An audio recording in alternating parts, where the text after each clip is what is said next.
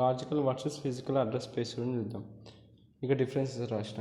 Logical address space అనేది CPU generated, ఓకేనా. Logical address space is generated by the CPU, versus physical address space is address seen by the memory unit.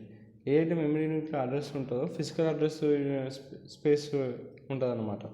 So దీన్ని also referred as virtual address. ఏదైతే logical address స్పేస్లో నేను మన virtual అడ్రస్లో కూడా refer చేయొచ్చు.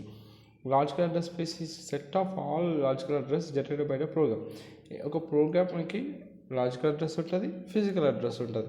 So set of all ఏవైతే program generate చేసిన set of all logical programs ఉంటాయో దాన్ని మనం లాజికల్ అడ్రస్ స్పేస్ అనొచ్చు.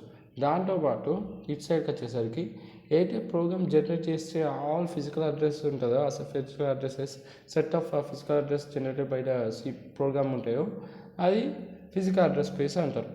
మరి లాజికల్ అడ్రస్కి ఫిజికల్ అడ్రస్కి ఒక కామన్ థింగ్ ఒక డిఫరెన్స్ థింగ్ ఉంది. కామన్ థింగ్ ఏంటంటే logical address physical address same ఉంటాయి అన్నమాట. ఎప్పుడు కంపైల్ టైంలో దాంతోపాటు లోడ్ టైంలో address binding scheme. So compile టైంలో కానీ లోడ్ టైంలో కానీ logical address physical address same ఉంటాయి. కానీ logical address physical address differ at execution time. కానీ ఎగ్జిక్యూషన్ టైంలో రెండు డిఫరెంట్ ఉంటాయి. అర్థమైంది కదా.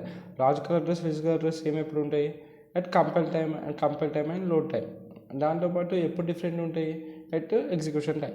ఇప్పుడు సపోజ్ ఎలా ఉంటుందంటే CPU లాజికల్ అడ్రస్ని జనరేట్ చేస్తుంది. ఇక్కడ మిడిల్లో మెమరీ మేనేజ్మెంట్ యూనిట్ అని ఉంటుంది. మెమరీ మేనేజ్మెంట్ యూనిట్ గురించి నెక్స్ట్ వీడియోలో అదే ఉంటుంది.